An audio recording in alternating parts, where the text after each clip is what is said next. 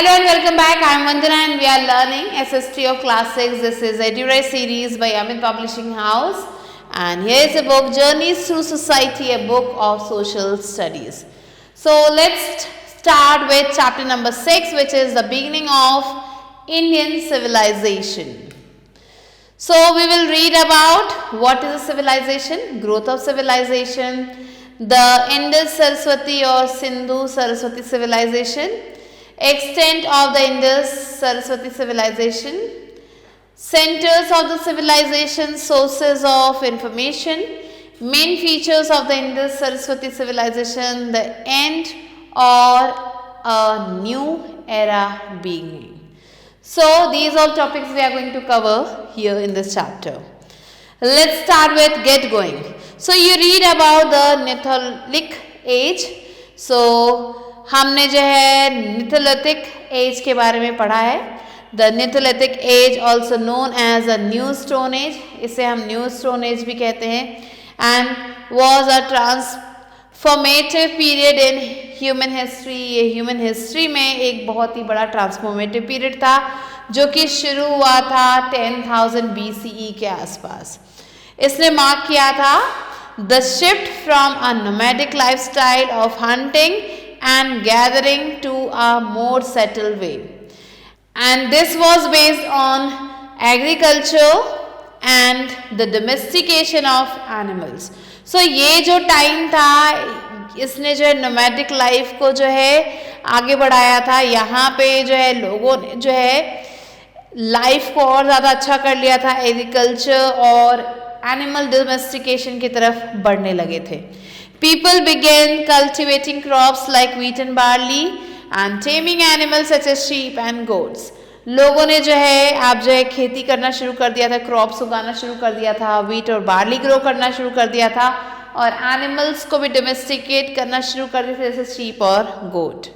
And इसकी वजह से जो डेवलपमेंट था वो जो है काफ़ी ज़्यादा आगे बढ़ गया. परमानेंट विलेजेस बनने लगे, पॉलिश स्टोन टूल्स बनने लगे, पॉटरी बनने लगी जिसमें जो है फूड ग्रेन्स को जो स्टोर किया जाता था, और वीविंग क्लॉथ भी स्टार्ट हो गया था जिससे जो है कपड़े बनाए जाना शुरू कर दिया गया था. सो ये जो नियोलिथिक एज था इसने जो है एक फाउंडेशन को ले किया था मॉडर्न सिविलाइजेशन की बाय इंट्रोड्यूसिंग फार्मिंग. तो इस समय farming, community living, specialized crafts, making, ये सारी चीज़ें जो है काफ़ी इम्पोर्टेंट रोल प्ले कर रही थी ह्यूमन सोसाइटी में. Next, what is a civilisation. So अगर हम सिंपल शब्दों में कहें तो सिविलाइजेशन का मतलब है एक ऐसा स्टेज ह्यूमन सोसाइटी का जहाँ पे लोग रहते थे एक ऑर्गेनाइज और डेवलप्ड तरीके से. ये जो है शुरू होता है जब लोग जो है not only focus on basic needs, जब लोगों ने सिर्फ बेसिक नीड्स पे फोकस नहीं किया था जैसे कि फूड, शेल्टर, क्लोथिंग, लेकिन इसके साथ साथ उन्होंने शहर बसाना शुरू कर दिया था, लॉज बनाना शुरू कर दिया था, आर्ट क्रिएट करना शुरू कर दिया था और अलग अलग तरीके के जॉब्स में भी काम करने लगे थे. सो सिविलाइजेशन जो है वो लोगों की काफ़ी ज़्यादा मदद करता है.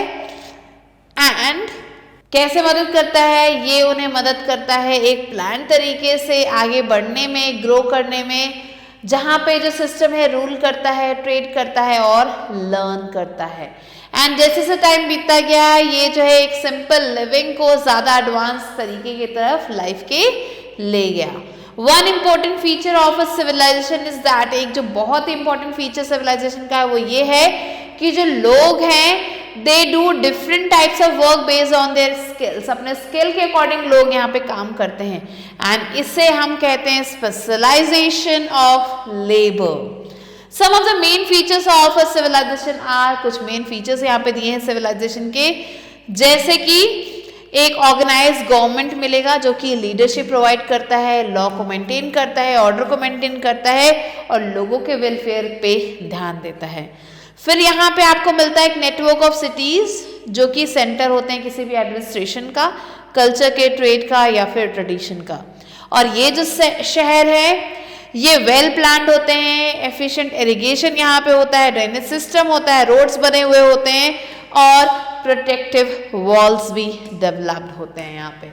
इसके अलावा यहाँ पे आपको ह्यूज अमाउंट में फूड प्रोडक्शन मिलेगा जो कि स्पेशल टूल्स की वजह से या फिर इम्प्लीमेंट्स की वजह से बन पाए हैं। फिर डिस्टिंक्ट सोशल क्लासेस मिलेंगे जैसे कि रूलर मिलेगा, प्रीस्ट मिलेंगे, आपको यहाँ पे सोल्जर्स, आर्टिशंस, फार्मर्स मिलेंगे एंड जो कि अलग अलग ऑक्यूपेशन बेस्ड होते हैं, जिनकी वेल्थ अलग होती है और बहुत भी अलग के होती है। इन सब चीज़ों के अकॉर्डिंग ये अपने चीज़ों को चूज करते हैं।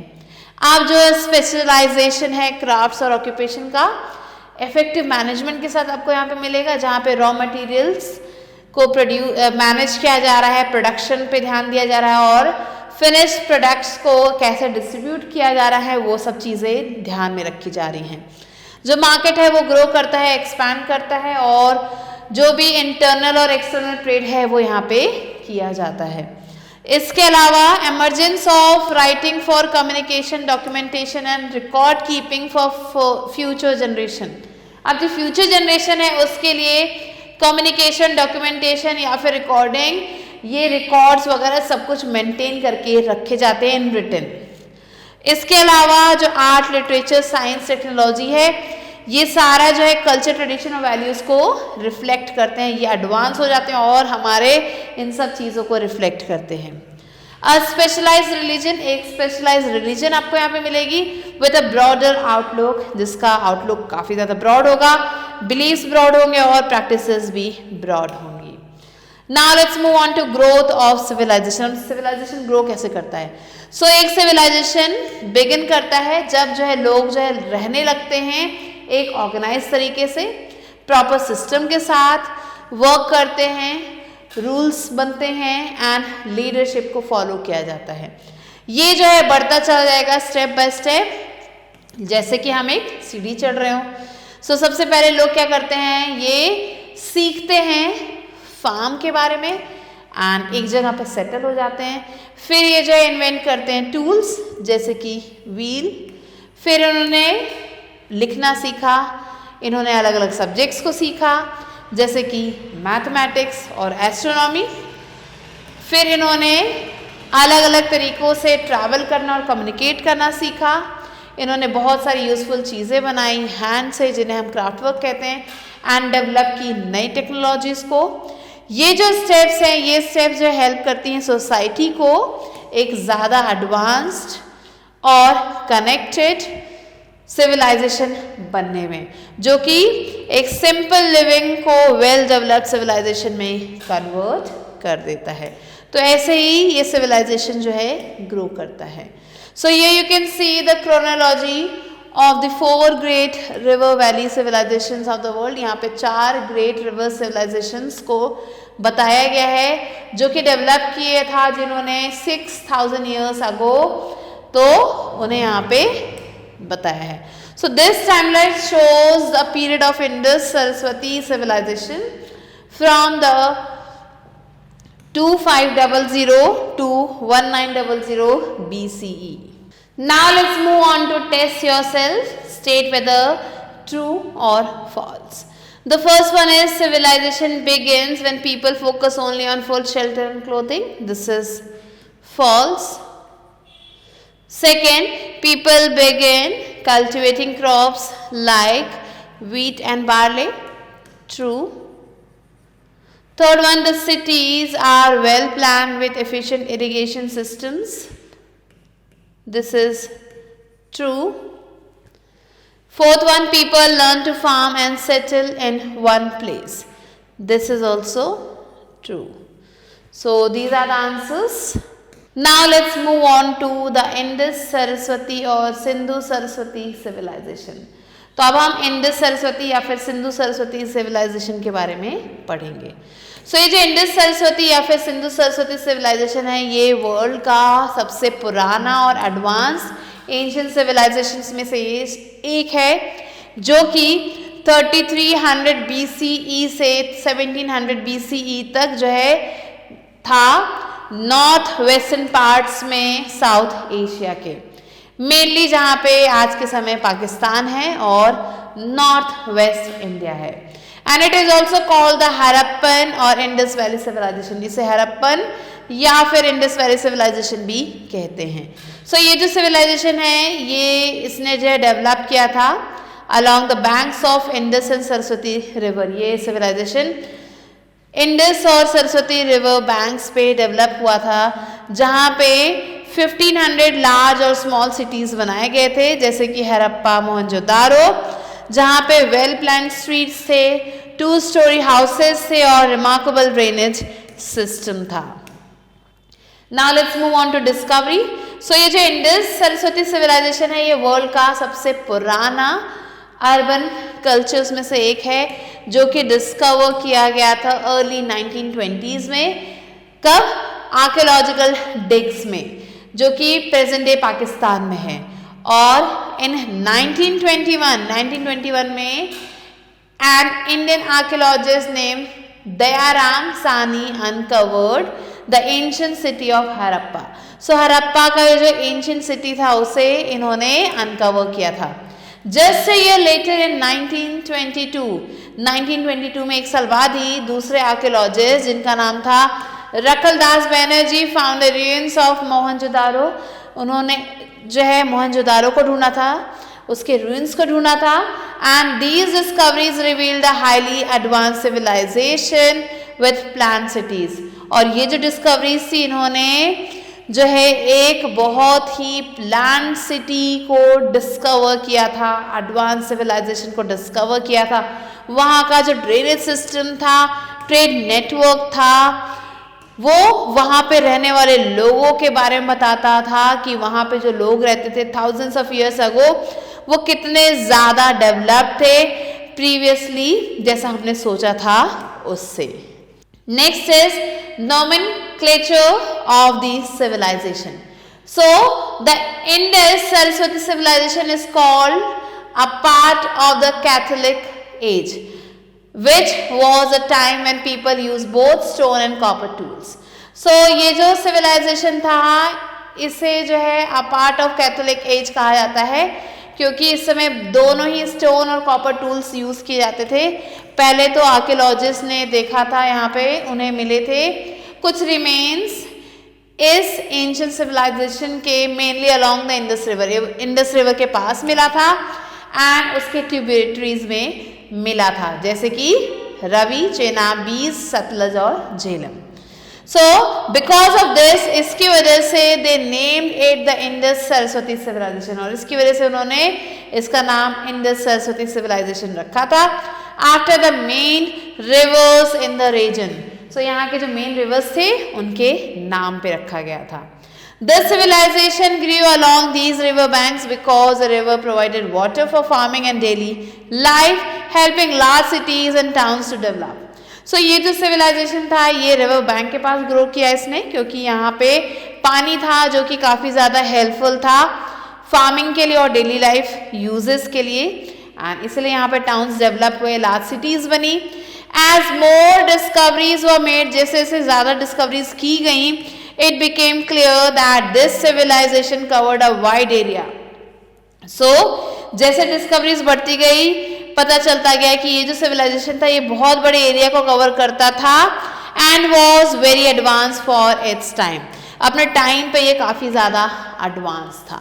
तो यहाँ पे आप देख सकते हैं एक मैप है जहाँ पे कुछ मेन सेटलमेंट्स दिखाए गए इंडस वैली सिविलाइजेशन के, and you have to notice the natural boundaries formed by the mountain ranges. Mountain ranges की वजह से जो नेचुरल बाउंड्रीज है उन्हें भी आपको यहाँ पे नोटिस करना है।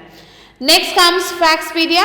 सो हरप्पा क्या है, ये एक एंशिएंट सिटी है इंडस सरस्वती सिविलाइजेशन का, एंड इन नॉर्दर्न पाकिस्तान। अब नॉर्दर्न पाकिस्तान में आपको मिलेगा ये जो साइट है, and the site of the ruins was discovered in 1920। ये जो साइट था वो 1920 में डिस्कवर किया गया था। So as Harappa was the first city to be discovered from beneath, and the chief features of other sites were almost similar to that of Harappa, this civilization came to be known as the Harappan civilization. So क्योंकि ये जो हरप्पा था ये पहली city थी जिसे discover किया गया था नीचे से, और जो चीफ फीचर्स थे इसके दूसरे साइड से मिलते जुलते थे, इसलिए इसे हरप्पा सिविलाइजेशन कहा जाने लगा। Some archaeologists have also called it the Indus Saraswati और सिंधु सरस्वती सिविलाइजेशन, और कुछ आर्कियोलॉजिस्ट इसे इंडस सरस्वती या फिर सिंधु सरस्वती सिविलाइजेशन के नाम से भी जानते हैं, क्योंकि बहुत सारे साइट्स जो थे वो डिस्कवर किए गए थे रिवर सरस्वती के आसपास।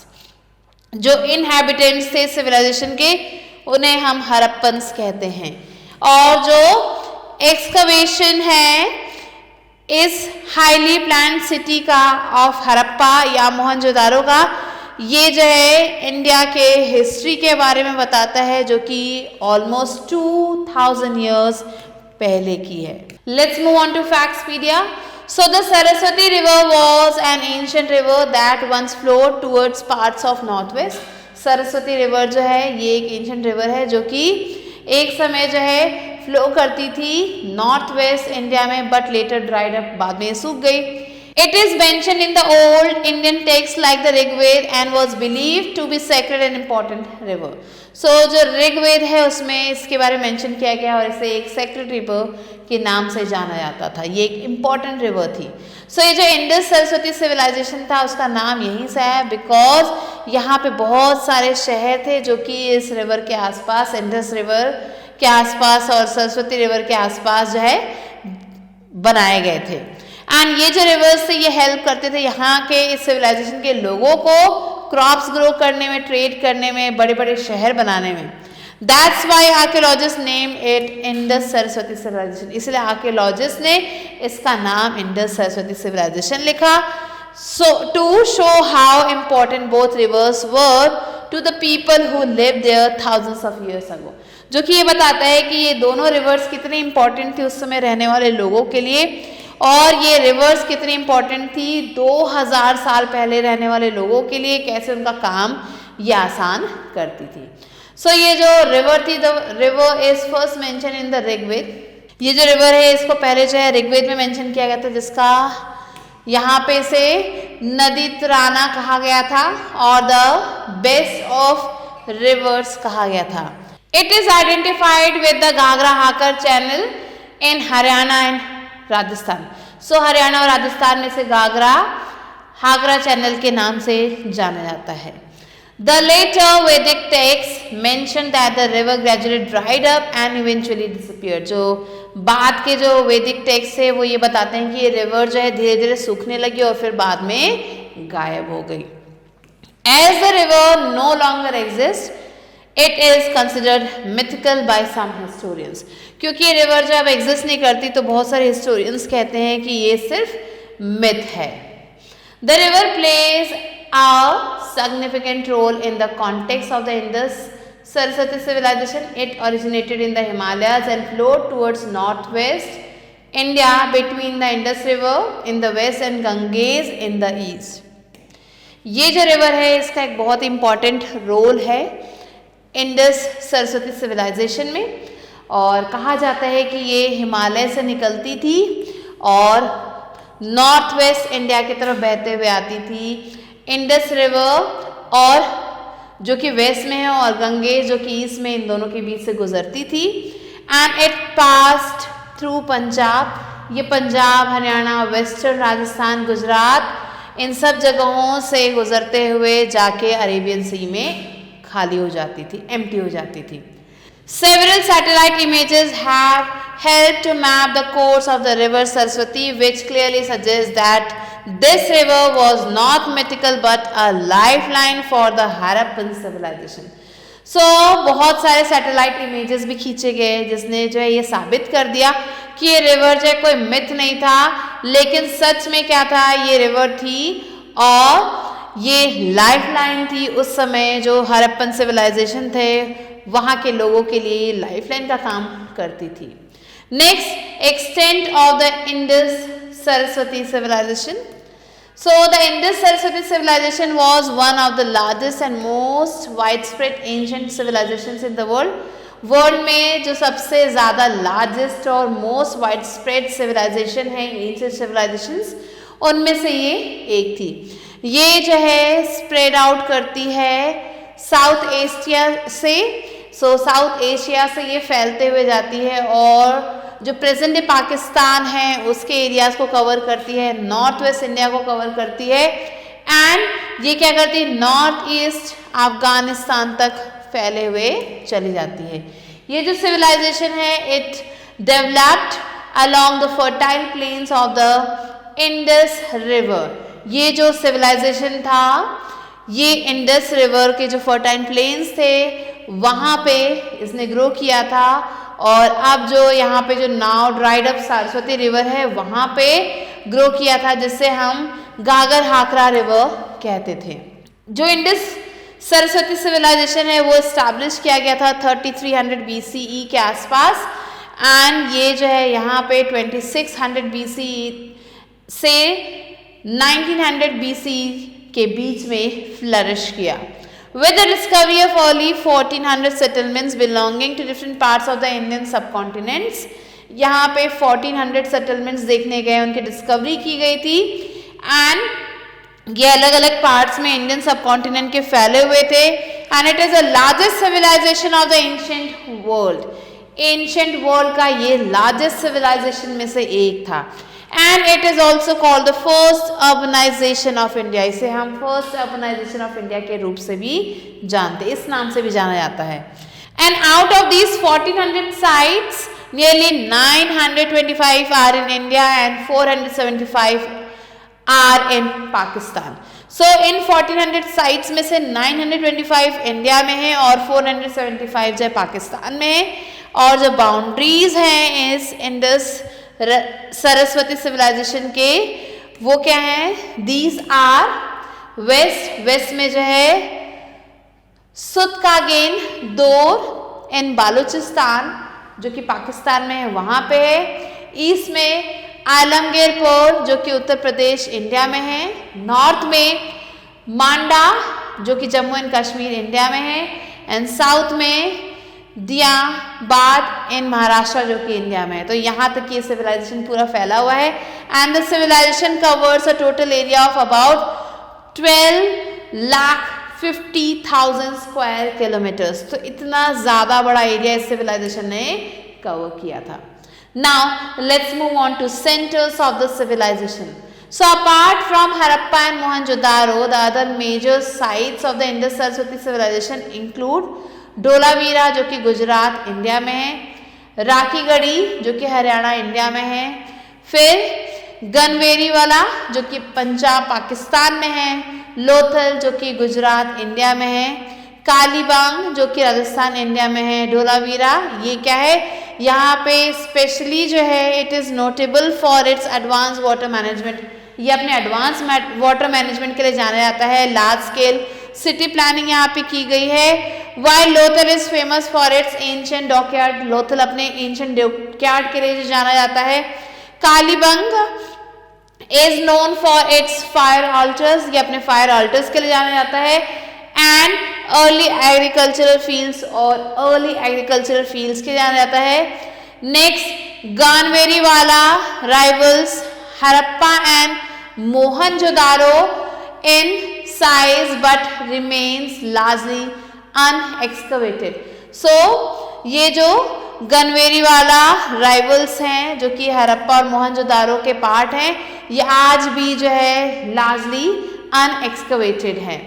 अदर इम्पोर्टेंट साइट्स आर, दूसरे जो इम्पोर्टेंट साइट्स यहाँ पे हैं वो है बानावाली हरियाणा, सुरकोटादा गुजरात, चन्हू दारो सिंध पाकिस्तान, एंड बिराना जो कि हरियाणा में है। ये जो साइट्स हैं ये स्प्रेड आउट करती हैं हमारे प्रेजेंट डे इंडिया और पाकिस्तान में है, and these reflects the wide reach and advance urban planning of the civilization. ये जो चीज़ें हैं ये बताती हैं उस समय के जो भी एडवांस अर्बन प्लानिंग थी सिविलाइजेशन की उसके बारे में हमें बताते हैं। The two new recently excavated sites are, अब दो नए अभी जो रिसेंटली एक्सकवेट किए गए साइट्स हैं, क्योंकि कुछ तो अनएक्सकवेटेड है, तो उनमें से जो दो नए रिसेंटली एक्सकवेटेड साइट्स हैं वो है राखीगढ़ी जो कि हरियाणा में है और डोलावीरा जो कि कच्छ में है गुजरात के। Now let's move on to sources of information. So कौन से सोर्सेज से हमें ये इंफॉर्मेशन मिलती है? सो ये जो इंडस सरस्वती सिविलाइजेशन है इसे जाना जाता है through the objects and structures archaeologist have discovered at its sites. So इनके साइट्स पे आर्कियोलॉजिस्ट ने बहुत सारे ऑब्जेक्ट्स और स्ट्रक्चर्स डिस्कवर किए जिसकी वजह से ये जाना जाता है. एंड इसमें जो है आपको बहुत सारी चीज़ें मिलेंगी जैसे सील्स, स्मॉल स्टैचूज मिलेंगे, ज्वेलरी मिलेगी, क्ले पॉट्स मिलेंगे, लार्ज बिल्डिंग्स मिलेंगी जैसे कि ग्रेट ग्रैंडरी मिलेगा जो कि हड़प्पा में है एंड ग्रेट बाथ मिलेगा जो कि मोहनजोदारो में है.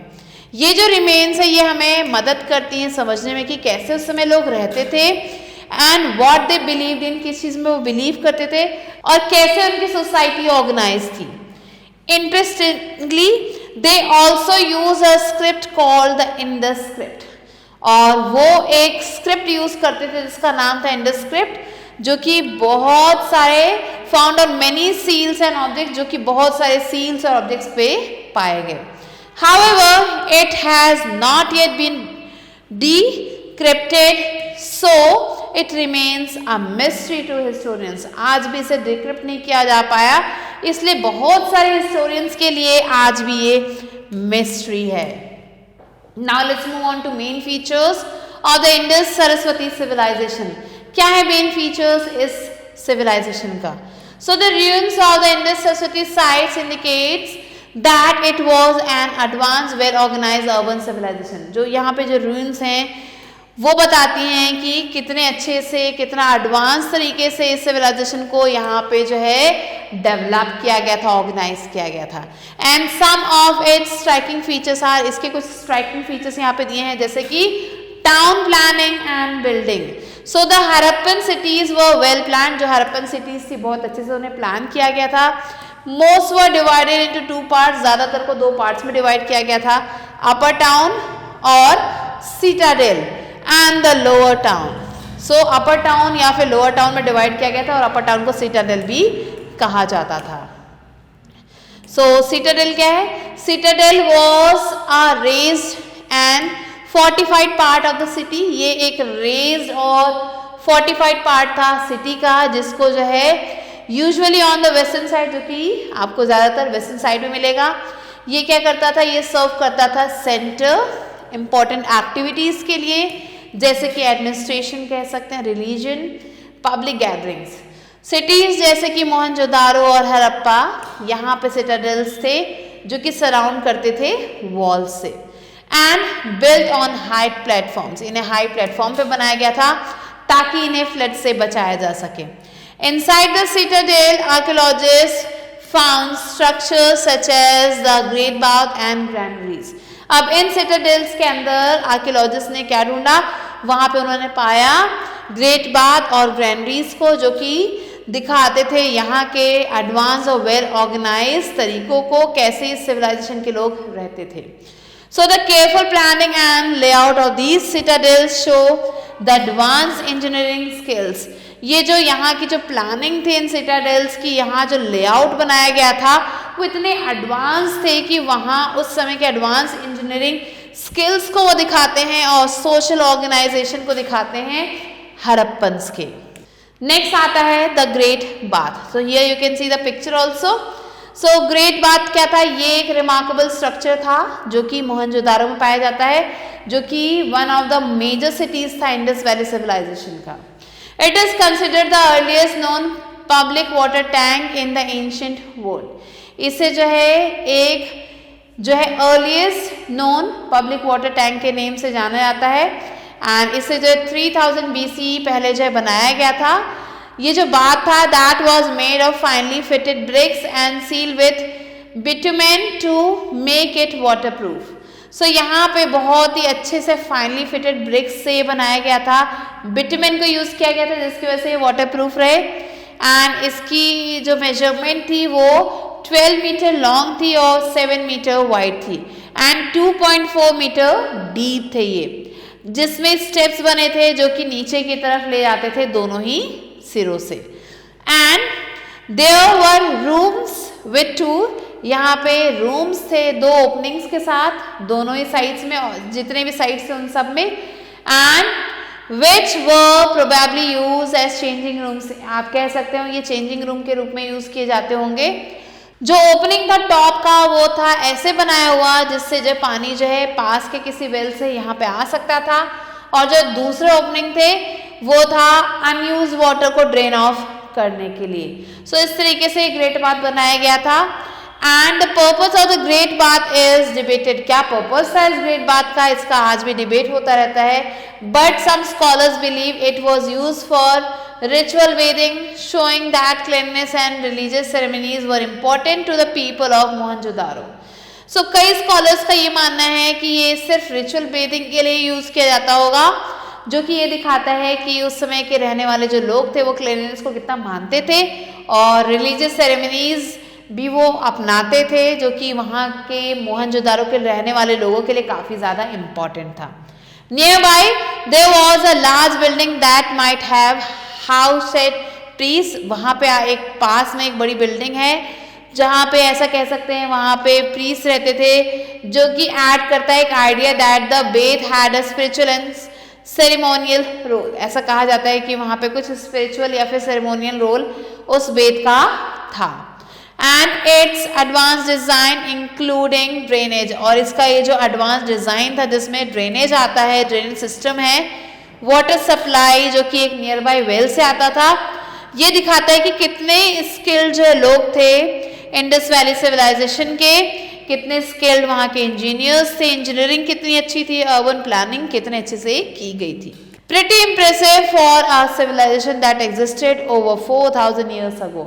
और ये चीज़ें इतनी ज़्यादा इम्प्रेसिव है जो कि ये दिखाती है कि वो सिविलाइजेशन जो 4000 साल पहले था वो कितने अच्छे से मैनेज किया गया था। नेक्स्ट कम्स स्टोर हाउसेस और द ग्रैंडरीज। अब इन ग्रेट बाथ्स के अलावा यहाँ पे ग्रैंडरीज थी जो कि स्टोर हाउस था। एंड मोहनजोदारो, हड़प्पा और लोथल जो थे यहाँ पे बहुत बड़े बड़े स्टोर हाउसेस थे। ये जो लार्ज बिल्डिंग्स थी मोहनजोदारो में, ये ग्रैंडरी थी जहाँ जो कि जो है 47.71 मीटर लॉन्ग था एंड 15.23 मीटर वाइड था। सो हड़प्पा में there were total 6 granaries which were used for storing surplus grain। So surplus grain को इकट्ठा करने के लिए ये ग्रैंडरीज बनाई गई थी, टोटल 6 थे नंबर में। एंड इन ग्रैंडरीज के पास आपको एक सर्कुलर ब्रिक प्लेटफॉर्म मिलता था। So that had been found that were probably used for threshing grain, जो कि ग्रेन को थ्रेश करने के लिए बनाया गया होगा। नेक्स्ट कम्स असेंबली और टाउन हॉल। अब यहाँ पे हमने असेंबली और टाउन हॉल भी मिला। सो एक बड़ा सा स्ट्रक्चर जिसमें जो है जिसका मेजरमेंट 69 मीटर लॉन्ग था और 24 मीटर वाइड था, विथ वॉल्स अबाउट 1.5 मीटर थे, जिसके वॉल्स 1.5 मीटर थिक थे। तो ये मिले थे मोहनजोदारो में। ऐसा कहा जाता है कि ये असेंबली ब्लॉक्स थे जहाँ पे जो है मीटिंग्स किए जाते थे। Next is fire altars. So fire altars has been discovered at Kalibangan and Lothal. So Kalibangan और लोथल में जो है ये फायर ऑल्टर्स डिस्कवर किए गए हैं। Their discovery suggest that religious rituals were performed by the Harappans. और इनकी जो डिस्कवरी ये बताता है कि यहाँ पे जो है रिलीजियस रिचुअल्स परफॉर्म किए जाते हैं, हड़प्पन्स के द्वारा किए जाते थे। Next the lower town. अब जब हम लोअर टाउन में आते हैं, so the lower town was generally in the eastern part of the city. City के ईस्टर्न पार्ट में ये था and it was larger but lower than the Citadel. ये बड़ा तो था लेकिन सिटाडेल से नीचे की तरफ था। It was a residential area of the common people. यहाँ पे जो कॉमन लोग थे वो यहाँ रहते थे। And the lower town part was also surrounded by high walls of big bricks to protect it from flood. So ये जो लोअर टाउन था यहाँ पे भी जो है बड़े बड़े वॉल्स बनाए गए थे जो कि बेक्ड ब्रिक से बनाए गए थे ताकि इन्हें फ्लड से बचाया जा सके। Next comes houses. सो जो हाउसेस थे कॉमन पीपल के, दे वर जनरली 1 और 2 स्टोरेड हाई। 1 या 2 फ्लोर के थे ये, और जो रूम थे बने हुए वो एक कोर्टयार्ड के आसपास थे।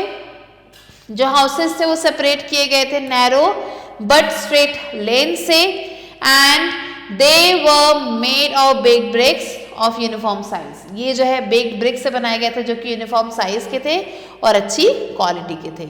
सो ज्यादातर जो हाउसेस थे यहाँ पे सेपरेट बाथरूम थे, किचन था और वेल था। Harappan civilisation had the first toilets with flush in the world. So ये जो हरप्पन सिविलाइजेशन था यहाँ पे पहले टॉयलेट्स बने थे जिसमें फ्लश की सुविधा भी थी। यहाँ पे आप देख सकते हैं एक वेल की पिक्चर घर में।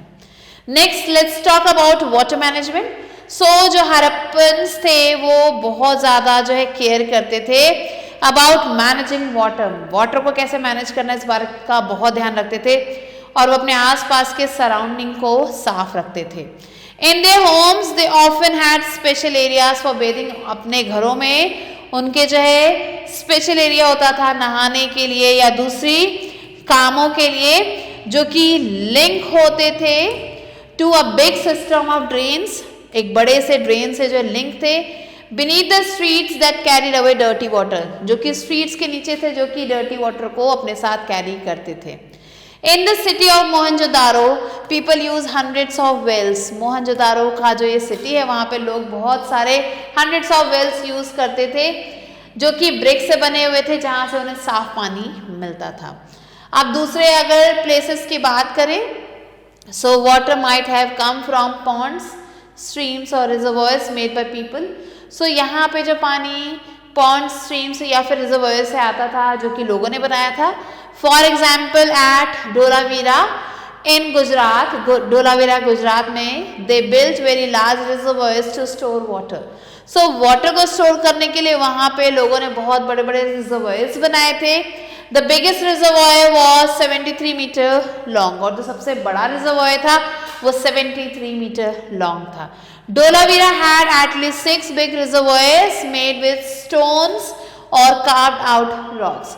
सो ये जो डोलावीरा था यहाँ पे 6 बड़े बड़े रिजर्वॉयर्स आपको देखने को मिलेंगे जो कि स्टोन से बने हैं और रॉक से इन्हें कार्व किया गया है। ये जो रिजर्वॉयर्स हैं ये कनेक्ट हुए थे अंडरग्राउंड ड्रेनेज से जो कि हेल्प करता था कलेक्ट करने में और शेयर करने में वाटर को बहुत ही efficiently. This shows how advance the Harappans were in using water wisely. और ये दिखाता है कि कैसे ये जो हरप्पन्स थे वाटर को वाइजली यूज करते थे और अपने सिटी को क्लीन और वेल प्लान्ड रखते थे। ये you can see the picture of a large reservoir cut in the rock at Dholavira measuring 33 meters in length. Now let's learn about the drainage system. So the drainage system of the Indus Valley civilization was one of the most impressive achievements. So यहाँ पे जो drainage system था Indus valley civilization का वो काफ़ी ज़्यादा impressive था। It was highly advance and well plan. ये काफ़ी ज़्यादा एडवांस था, वेल प्लान था और इवन बाय टुडेज स्टैंडर्ड्स, अगर आज के स्टैंडर्ड से कंपेयर किया जाए तो ये काफ़ी ज़्यादा एडवांस थे।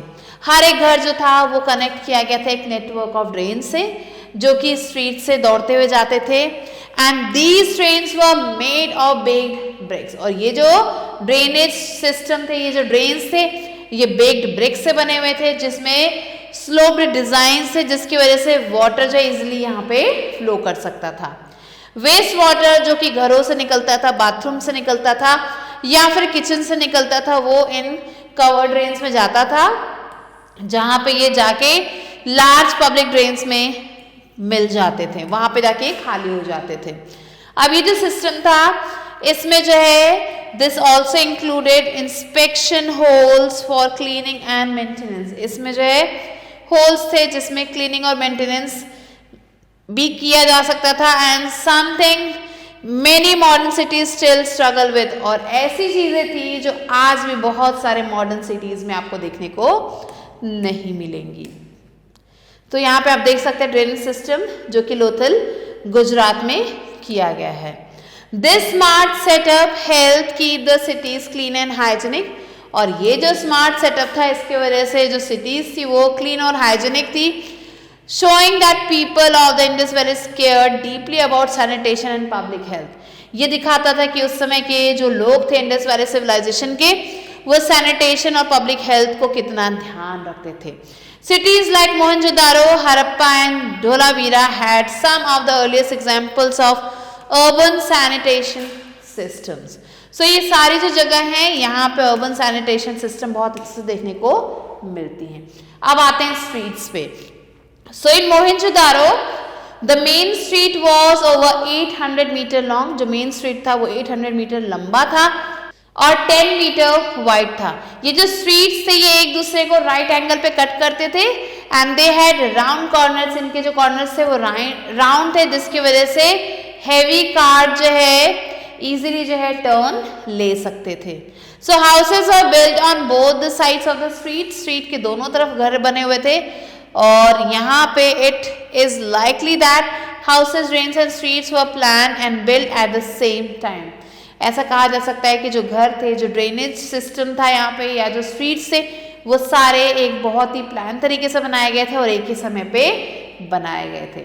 Next comes farming.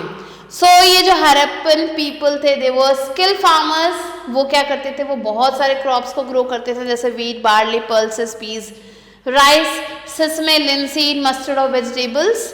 And they were among the first to grow cotton in Asia. ये पहले थे जिन्होंने कॉटन को ग्रो किया था एशिया में। And they use it to make clothes, और उसको इन्होंने कपड़े बनाने के लिए यूज किया था। A new farming tool called the plow became very useful to them. So एक जो नया फार्मिंग टूल था जिसे प्लो कहते हैं, ये इनके लिए काफी ज्यादा यूजफुल था। It was likely made of wood and helped dig the soil to plant seed. ये वुड से बना था और इन्हें जो है सॉइल को डिग करने में मदद करता था जिससे ये सीड्स इजीली ग्रो कर सकें। Even though the actual wooden plow have not survived, small clay models of them have been found during excavation. So उस समय जो actual wooden plow थे वो हो सकता है वो ठीक ना हुए हों या खराब हो गए हों, तो small जो है clay models जो है वहाँ पे excavation के समय दिखे हैं। वहाँ पे farmers जो है स्टोर करते थे वाटर को और यूज करते थे उसको अपने फील्ड को इरिगेट करने के लिए जब भी उनको जरूरत होती थी। On site, Lothal was specially known for growing rice. So Lothal जो है राइस ग्रो करने के लिए जाना जाता है। Next comes herding. So the Harappan people took care of animals like cattle, sheep, goat and buffalo. ये लोग जो है अपने कैटल का बहुत ध्यान रखते थे। Most of the time they had enough water and grass for their animals. ज़्यादातर समय इनके पास काफ़ी अमाउंट में पानी रहता था, ग्रास रहता था अपने एनिमल्स के लिए। लेकिन जो है जब ड्राई सीजन चलता था तो इस समय इन्हें को ट्रैवल करना पड़ता था बेटर पास्चर अपने एनिमल्स के लिए ढूंढने के लिए। सो ये जो हर्डर्स थे ये रहते थे हंटर गैदरर्स के रूप में। And they picked fruits, caught fish from rivers and the sea and hunted wild animals like antelopes. So ये क्या करते थे, फ्रूट्स को पिक करते थे, फिश को जो है रिवर में से कैच करते थे या सी में से कैच करते थे और एनिमल्स जैसे कि एंटीलोप्स हैं इनको हंट करते थे। Next coming on to the food. So ये जो फार्मर्स और हर्डर्स थे ये यहाँ पे स्मॉल विलेजेस में रहते थे कंट्री साइड के। ये सप्लाई करते थे फूड क्राफ्ट पर्सन्स को, स्क्रिबर्स को एंड रूलर्स को जो कि उस शहर में रहते थे। जो फूड जो था इसमें आपको grain, milk, meat, fish, egg और फ्रूट्स मिलते थे। एंड जो हरप्पन्स थे वो क्या करते थे, कुक करते थे पॉट्स में with remains of ginger, turmeric, banana have been discovered in the excavation. तो उनके जो पॉट्स है उसमें जिंजर, टर्मरिक ये सारी चीज़ों के रिमेन्स मिले हैं, बनाना मिले हैं एक्सकवेशन के दौरान। Next coming on to the clothing. So जब हम कपड़ों की बात करते हैं सो कॉटन यहाँ पे ग्रो किया जाता था मेहरागढ़ में, जो कि 7000 साल पहले की बात है। और मोहनजोदारो में आर्कियोलॉजिस्ट जो थे उन्होंने ढूंढा, वहाँ पे रियल पीस मिले क्लोथ के जो कि स्ट्रक थे लिड में सिल्वर वेस्ट के या फिर and on some copper items. So कुछ कॉपर आइटम्स जो थे उसमें और जो सिल्वर वेस्ट थे उसमें उनके लिड्स में ये कपड़े लगे हुए मिले हैं आर्कियोलॉजिस्ट को। And they also discovered small round tools called spindle walls. इन्हें जो है आर्कियोलॉजिस्ट इन्हें जो है छोटे छोटे जो है स्मॉल राउंड टूल्स मिले जिन्हें स्पिंडल वोल्स कहते हैं, made from terracotta and faience which were use to spin the reed, जिससे जो यूज किया जाता था रीड को स्पिन करने के लिए। These findings show that the Harappan people knew how to weave cotton into cloth and use it to make clothing. So ये जो चीज़ें हैं, छोटी छोटी चीज़ें ये बताती हैं कि जो हरप्पन लोग थे वो कपड़ों को बुनना जानते थे, कॉटन से कैसे कपड़े बनाने हैं वो भी वो बहुत अच्छे से जानते थे। तो आप देख सकते हैं टेराकोटा फिगराइंस यहाँ पे दी गई हैं। Next, tool making and other crafts. So Harappan people made tools and weapons out of copper and bronze. Copper और bronze से ये जो है tools बनाया करते थे। ये जो tools हैं इसमें axe, knives, spears, fish hooks ये सारी चीज़ें आती थी। They also continued to make stone tools. इन्होंने stone tools जो बनाए। Probably a new class of metalsmiths had emerged. And craft person generally made things of stone. जो क्राफ्ट पर्सन्स थे वो क्या करते थे, चीज़ें बनाते थे स्टोन से, शेल से, मेटल से, जिसमें कॉपर, ब्रॉन्ज, गोल्ड और सिल्वर आते थे। ये जो चीज़ें थी ये बनी थी सुपरविजन में किसी स्पेशलिस्ट के, who could have been both man और वुमेन, चाहे वो मैन हो या वुमेन हो, ये नहीं पता कि वो स्पेशलिस्ट कौन था, लेकिन ये सारी चीज़ें किसी स्पेशलिस्ट के निगरानी में बनी थी। यहाँ पे पिक्चर देख सकते हैं एक स्मॉल क्ले मॉडल प्लो का, जो कि बानवली हरियाणा में है। Now let's move on to a brisk trade. So the Harappan people were skilled traders. ये काफी ज्यादा स्किल्ड ट्रेडर्स थे। ये एक्सचेंज करते थे गुड्स को, ना सिर्फ पास के सिटीज में बट दूसरे कल्चरल पार्ट्स में जो कि इंडिया से दूर थे। Both external and internal trade flourish during this period. इस पीरियड में दोनों ही एक्सटर्नल और इंटरनल ट्रेड दोनों ही फ्लरिश कर रहे थे। While external trade was carried on by ships. ये जो एक्सटर्नल ट्रेड है वो शिप्स पे कैरी किया जा रहा था और इंटरनल ट्रेड जो है बल्लक कार्ट्स पे कैरी किया जा रहा था। लोथल एक बहुत ही इंपॉर्टेंट सेंटर था ट्रेड का, मेसोपोटामिया, पर्शिया, ओमन और अफगानिस्तान से। एंड ये क्या करते थे, चीज़ों को यहाँ पे बेचते थे, जैसे कि jewellery, would, tools and may be cotton and food भी। सो यहाँ पे एक पॉपुलर तरीके का ज्वेलरी था, दैट वाज कार्नेलियन बीड्स। तो कार्नेलियन बीड्स यहाँ पे काफ़ी ज़्यादा फेमस थे, जो कि एक रेडिश स्टोन से बनते थे, जो कि गुजरात में पाए जाते हैं।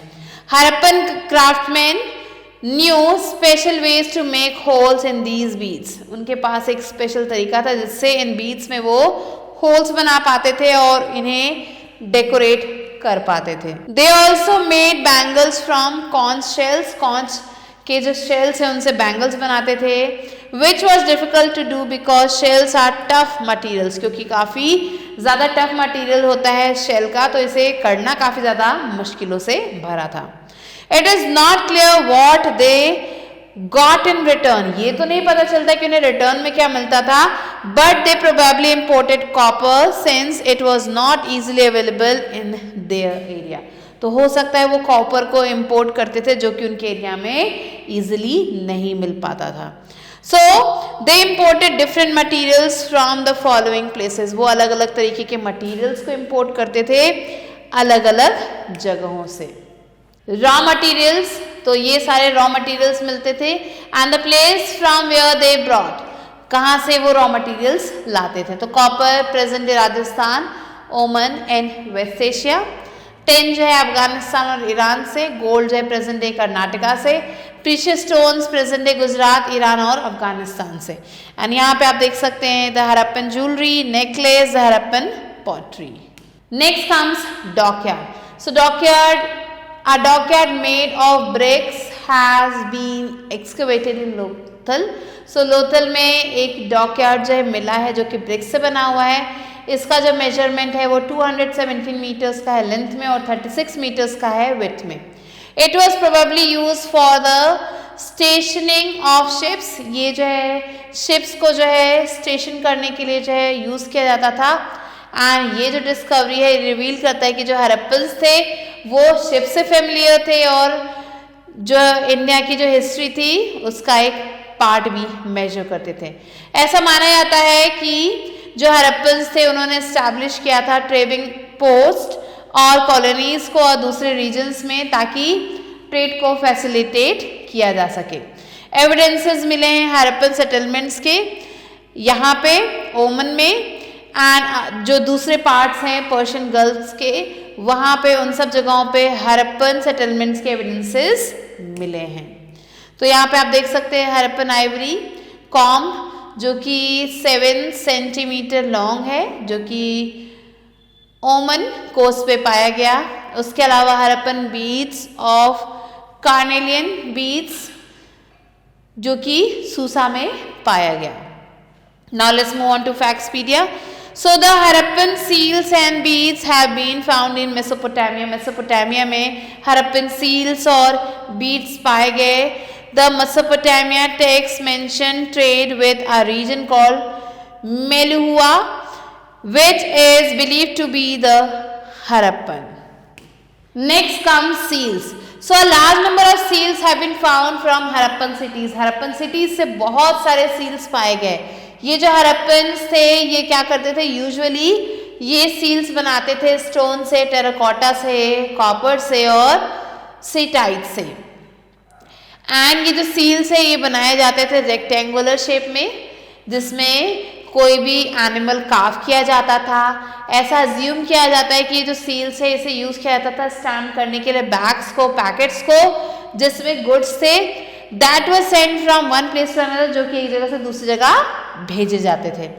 After tying the bag a layer of clay was applied to the knot. जब ये जो है बैग जो है ट्राई किया जाता था उसके बाद जो है एक लेयर क्ले की जो है लगा दी जाती थी नॉट पे and the seal was pressed on it और उसके ऊपर ये सील लगा दी जाती थी।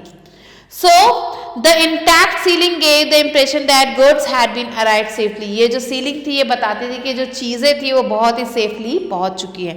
तो यहाँ पे आप कुछ पिक्चर्स देख सकते हैं left to right Harappan seal जो कि दिखा रहा है कि यूनिकॉर्न को, हड़प्पन सील जो कि एक बुल को दिखा रहा है और हड़प्पन सील जो कि एक हॉर्न टाइगर को शो कर रहा है। Now the end or a new era beginning. So the Harappan civilization, also known as the Sindhu-Saraswati civilization, began to decline around 1900 BC and completely disappeared by about 1400 BC. So ये जो Harappan civilization है जिसे हम Sindhu Saraswati civilisation कहते हैं ये धीरे धीरे जो है डिक्लाइन करने लगा। 1900 BC से शुरू हुआ और 1400 BC तक ये पूरी तरह से ख़त्म हो चुका था। जो शहर थे जैसे कि सिंध और वेस्ट पंजाब वो खाली छोड़ दिए गए थे, बहुत सारे लोग जो इन जगहों को छोड़ के चले गए थे और छोटे छोटे नए सेटलमेंट्स पे ये लोग चले गए थे ईस्ट और साउथ पार्ट्स में इस रीजन के। अब रीजन क्या था इस सिविलाइजेशन के डिक्लाइन का? सो द रीजन में B change in climate. So river जो है क्या हो रहा था, ये धीरे धीरे ड्राई अप हो रहे थे क्योंकि यहाँ बारिश कम हो रही थी जिसकी वजह से जो क्रॉप्स का प्रोडक्शन था वो कम हो रहा था और फूड का शॉर्टेज हो रहा था। इसके अलावा कुछ जगहों पे फ्लड आ रहा था। फिर लार्ज स्केल डिफॉरेस्टेशन हो रहा था क्योंकि फ्यूल जो है उसकी ज़रूरत थी ब्रिक्स बनाने के लिए और कॉपर ओर्स को मेल्ट करने के लिए। Grazing by large herds of cattle. So जो लार्ज हर्ड्स थे कैटल के, शीप, गोट, ये हो सकता है इन्होंने डिस्ट्रॉय कर दिया हो ग्रीन कवर। सो ग्रेजिंग की वजह से भी लोगों ने यहाँ पे इस सिविलाइजेशन का डिक्लाइन हुआ। Although the cities disappeared, much of the Harappan culture and technology survived and passed on to the next phase. So भले ये cities disappear हो गई लेकिन जो हड़प्पन कल्चर था और जो टेक्नोलॉजी था वो जिंदा थी और ये नेक्स्ट फेज तक पास ऑन हो गई इंडस वैली सिविलाइजेशन के, जो कि इंडियन सिविलाइजेशन है, about which you will know later. Now let's move on to Lothal, an important Harappan city. अब हम लोथल के बारे में पढ़ेंगे जो कि एक बहुत ही इंपॉर्टेंट हड़प्पन सिटी है। सो लोथल क्या था? It was one of the most important cities of the ancient Indus valley civilization. Ancient Indus valley civilization का बहुत इंपॉर्टेंट पार्ट था ये, जो कि आज के गुजरात में है, इंडिया के। And it was built around 2300 BC, was a thriving port town that played a key role in trade with regions like Mesopotamia and Africa. So ये जो जगह थी ये एक पोर्ट के रूप में थी जो काफ़ी ज़्यादा फेमस थी और इसका एक बहुत ही इम्पॉर्टेंट रोल था ट्रेड में, और ये मेसोपोटामिया और अफ्रीका के साथ ट्रेड करने में काफ़ी ज़्यादा फेमस जगह थी। ये जो नाम था लोथल, ये आया था गुजराती वर्ड से जिसका मतलब था the mount of the dead. ना वाह Lothal was special, Lothal special क्यों था? सो ये इसलिए स्पेशल था क्योंकि it had one of the world's earliest known dockyards. यहाँ पे वर्ल्ड का सबसे पुराना डॉकयार्ड है जो कि कनेक्ट करता है एंशिएंट कोर्स हमारे साबरमती रिवर का। And this dock allowed ships to trade goods like beads, gems and ornaments. ये जो डॉक है ये शिप्स को गुड्स ट्रेड करने में मदद करता था, जैसे बीड्स, जेम्स और ornaments. Archaeologists found tools, seals and even a bead making factory showing how advanced the people were in craftsmanship and trade. So archaeologists को यहाँ पे बहुत सारे tools मिले, seals मिले और तो और bead making factory भी मिली जो कि दिखाती कि कितने एडवांस वहाँ के लोग थे, कितने एडवांस वहाँ के क्राफ्ट्समैन थे और कैसे वो क्राफ्टमैनशिप और ट्रेड को फॉलो करते थे। Next comes city layout. So Lothal was divided into an upper town, citadel and lower town. इसे भी दो पार्ट्स में डिवाइड किया गया था, सिटाडेल और लोअर टाउन में। जो लोअर टाउन था यहाँ पे वर्कशॉप्स थे, वेयर हाउसेस थे और मार्केट प्लेस था। एक वेल प्लान ड्रेनेज सिस्टम था, ब्रिक स्ट्रक्चर दिखाता है सिटी के इंजीनियरिंग स्किल्स को। Now let's move on to the location. It is near the village of Sargwala in the Dholka taluka of Ahmedabad district. Ahmedabad district के ढोलका तालुका में आपको ये जगह मिलेगी and easily accessible from Ahmedabad, Bhavnagar and Rajkot. यहाँ पे आप इजीली अहमदाबाद, भावनगर और राजकोट से जा सकते हैं। Now let's move on to move ahead. So surplus for production with the help of special tools and implements. A network of cities that are center of administration, culture, trade and tradition. The Indus Saraswati or Sindhu Saraswati civilization was one of the world's oldest and most advanced ancient civilizations. The Indus Saraswati civilization is called part of the Catholic age. Some archaeologists have also called it the Indus Saraswati or Sindhu Saraswati civilization. The river is first mentioned in the Rig Veda, where it is called the Nanditarana or the best of the rivers. The river plays a significant role in the context of the Indus Saraswati civilization. The Indus Saraswati civilization was one of the largest and most widespread ancient civilizations in the world. The Harappan cities were very well planned. The Great Bath was a remarkable structure found in Mohenjo-daro. The lower town was generally in the eastern part of the city. The lower town part was also surrounded by high walls of baked bricks to protect it from floods. In other places, water might have come from ponds, streams or reservoirs made by people. In Mohenjo-daro, the main street was over 800 meters long and 10 meters wide. So these are some of the important points that you have to remember. A new farming tool called the plow became very useful to them. The farmers and herders supplied food to craft persons, scribes and rulers in the cities. Cotton was grown in Mehrgarh around 7,000 years ago. Harappan people made tools and weapons out of copper and bronze. The Harappan people exchanged goods not only with nearby cities but also with other cultures beyond India. A dockyard made of bricks has been excavated at Lothal. A large number of seals have been found from the Harappan cities. So these are some of the important points that you have to remember. Now let's move on to book exercise, which is work to progress. So A exercise is darken the correct option in the OMR sheet. So the first one is the largest building found in Mohenjo-daro is the Granary, Dholavira, Chanhu-daro, none of these. Correct answer is Granary. Second, the Indus Saraswati civilization was established around dash BC 3300, 3400, 3500 or 3600 BC. Correct answer is 3300 BC. Third one, people made useful things and developed new technologies by hand, by clay, by skin, none of these. Correct answer is by hand. Fourth one, Harappa and Mohenjo-daro had remarkable systems, roof, water, drainage, cultivation. Correct answer is drainage system.